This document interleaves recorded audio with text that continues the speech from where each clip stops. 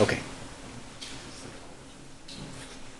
So this all starts with a man named James Trissell Adams, who in 1931 wrote the book, The Epic of America. This book was significant because it's the first time that the American dream was fully defined. It says, "A dream of a social order in which each man and each woman shall be able to attain to the full stature of which they are innately capable, and be recognized by others for what they are, regardless of the fortuitous circumstances of birth or position." And this is kind of a mouthful, so luckily, later on in the book, he gave us a more abridged version, simply saying, "A dream of a better, richer, and happier life for all of our citizens of every rank." Now, let's fast forward 39 years into the future to 1970 to a man named Chime Witz, later known as Gene Simmons. Gene was playing together a band and soon found singer Paul Stanley. From there, they recruited drummer Peter Criss, and finally guitarist Ace Frehley. Now, these are some of the most well-known musicians in the rock industry, but even at the height of their career, these four faces were virtually unrecognizable. Instead, audiences knew them as the Demon, the Star Child, the Catman, and the Spaceman. And together they make up Kiss. Now, I'm sure all of you have heard songs like Rock and Roll All Night and I Was Made for Loving You, but I first thought I would start off with a little bit of history to let you guys know what this band was all about. Now, I spent virtually the past 4 months researching everything I can about this band, but I figured this 1-minute clip from Role Models would do a pretty good job of explaining who Kiss was. What are these clowns? Kiss? You don't know who Kiss is? No, never heard of them. They look like idiots to me. No, dude, these are 4 of the smartest guys who ever lived. They're these Jewish guys who grew up in New York, and they put on guitars and makeup to get girls, and all their songs are about fucking. I'm listening. Seriously, this song is called Love Gun, and it's about Paul Stanley's dick. Now this girl's gonna get some of his dick. Ooh. I don't know Jews would sing like that. No, they couldn't at the time. That's why they dressed like clowns. This got that girl? Get this. They've been getting pussy non-stop for 30 years. They're probably fucking right now. They're old dudes. They put makeup on and it's good. No shit. You pull the trigger of mine. Love gun. See wrong is sick as the gun.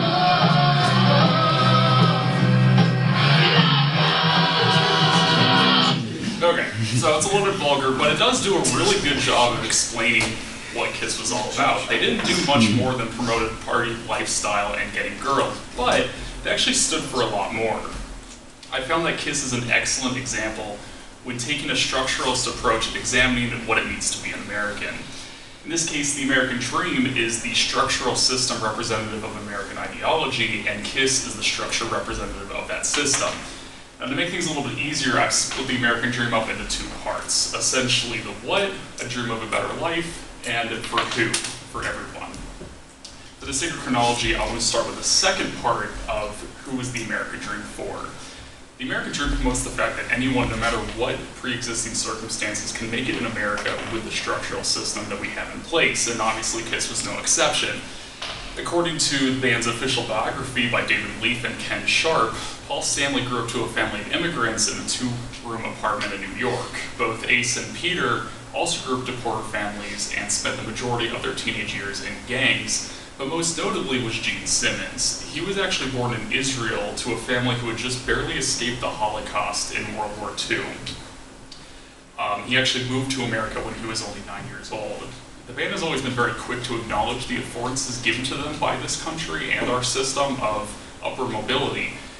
For example, Gene is quoted saying, "I'm a direct result of the capitalist system. I came to America and I had nothing. We're blessed to be living in America, which is the land of opportunity." What they all had in common was, even though they were born into very unfortunate circumstances, they were able to rise up and become the band that we know them as today. According to historians Ed Ayers and Brian Ballog, Americans are kind of fascinated with the American dream and the underdog system that's promoted by it. They claim that it's because it stems all the way back to the Revolutionary War, when the 13 colonies were able to push back Great Britain. This is actually something that helped Kiss out a little bit in the early stages of their career. They had a huge following in the American Rust Belt, specifically Detroit, where they recorded songs for the first live album and later paid homage to in their album Destroyer. The fans in these cities were kind of like them, where they were poor, middle class, they were factory workers, and they were able to kind of identify with what they saw in the band. However, Kiss was able to kind of rise up to the top and branch out into more economically sustained areas, and which brings us to the second part of the American dream. What are they getting out of this? According to author Jim Cullen, the American dream was never meant to be a zero-sum solution. The goal has always been to end up with more than what you started with. As of 2020, 47 years after the band was first formed, they have sold over 100 million albums, and according to the Recording Industry Association of America, they have the most gold-certified records of any American rock band to date. Not too bad for a bunch of misfits from New York. But it wasn't just their music that set them aside as a distinctly American band. Capitalism played a huge part in promoting their brand through merchandising. Now, to speak on the endless rabbit hole that is Kiss merchandising would be a completely different and longer conversation entirely, but even though this isn't a Marxist critique presentation, it is worth noting how their entrepreneurial spirit was able to help them in the early stages of their career.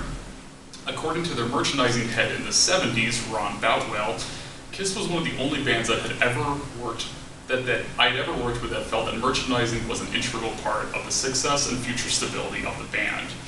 Now, the Kiss brand is something they wanted to aggressively market because they knew that they could use the system of American advertising to their advantage. So it started off with things like comic books, pinball machines, lunchboxes, but eventually they did find their way to some other more obscure markets like cologne, credit cards, condoms, and no Kiss fan would be without the officially licensed Kiss casket. Now, according to Leith and Sharp's biography, in 1978 alone, the band amassed $111 million on just merchandising, which is just them using the advantages given to them by the capitalist system. And while it started out as a simple way to market their brand and gain more popularity, merchandising did quickly turn into a way for the four band members to profit. Still, without the merchandising, chances would have it that the band probably would not have become the band that we know them as today. So, Kiss's story is representative of the structural system of the American dream, the structure being that everyone can move up through the system no matter of the starting point through upward mobility. I'm not saying that everyone should pick up guitars and paint their faces, but it is a really good example of what can be used with this system. Thank you.